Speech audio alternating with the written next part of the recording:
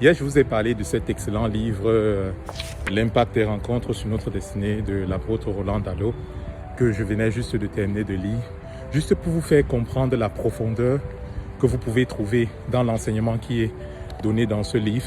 Laissez-moi partager avec vous un exemple de ce qui est dit. Je vais prendre avec vous l'exemple de la rencontre d'Apollos et du couple Priscille et Aquila. Donc c'est acte 18 au verset 26. Il se mit à parler librement dans la synagogue. Aquilas et Priscille, l'ayant entendu, le prit avec eux et lui exposait plus exactement la voix de Dieu. L'auteur commence par nous présenter en fait qui est Apollos, qui était un prédicateur juif originaire d'Alexandrie. Les deux critères qu'on donne d'Apollos, c'est quoi? C'était un homme éloquent et versé dans les Écritures. Lorsqu'on présente un tel homme, on se dit, qu'est-ce que sa rencontre avec Priscille, du couple Priscille et Aquila, peuvent apporter un homme qui est déjà, on pourrait dire, accompli. Mais justement, ce passage de Acte 18 à partir du verset 25 précise, selon l'auteur, et comme nous pouvons le vérifier dans la Bible aussi, qu'il n'avait connu que le baptême de Jean. Donc malgré le fait il était versé dans les Écritures et qu'il était un homme éloquent, c'était un homme qui n'avait connu que le baptême de Jean. Donc c'était une faille dans son enseignement, c'était une faille dans sa connaissance de Christ et dans ce qu'il pouvait savoir et expérimenter de Christ.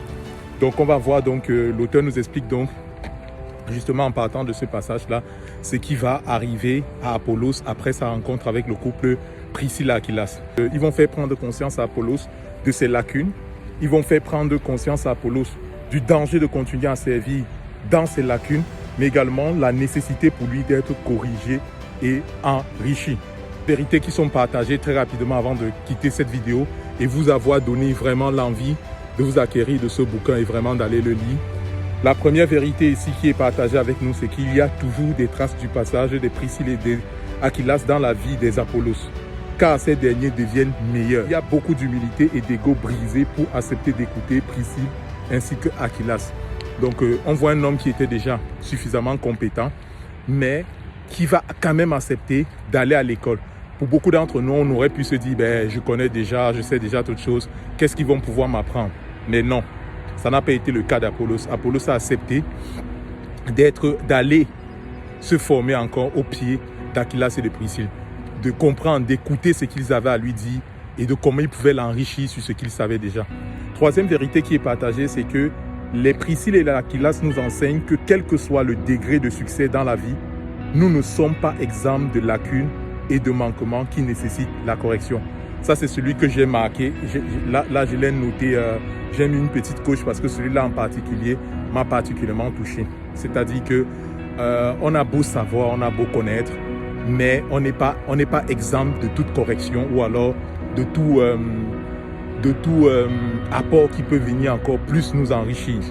Quatrième vérité que partage l'auteur ici, c'est que plusieurs Apollos ne passent jamais à l'étape supérieure de leur vie en devenant meilleurs qu'ils ne l'étaient parce qu'ils sont imbus d'eux-mêmes, se croient arrivés et estiment ne rien devoir apprendre de personne. C'est bien dommage. C'est bien dommage justement d'avoir déjà un talent éprouvé et de refuser en fait d'aller à l'école des personnes qui ne recherchent pas un intérêt derrière vous, mais qui veulent plutôt compléter ce que vous avez déjà. Voilà un petit extrait de ce que nous retrouvons dans l'impact des rencontres sur notre destinée de l'apôtre Roland Dallot. J'espère vraiment que je vous aurai donné l'envie d'aller découvrir ce bouquin. Et si vous me suivez, je ferai très régulièrement des résumés, des extraits de ce livre sans pourtant le spolier. Et sinon, vous avez en bas de description également le petit résumé du livre de Mamadou Karambiri, du professeur Mamadou Karambiri, sur le combat pour entrer dans sa destinée. Donc vous pouvez le télécharger, c'est gratuit. Moi je vous dis à très bientôt sur une prochaine vidéo et que Dieu vous bénisse. Bye.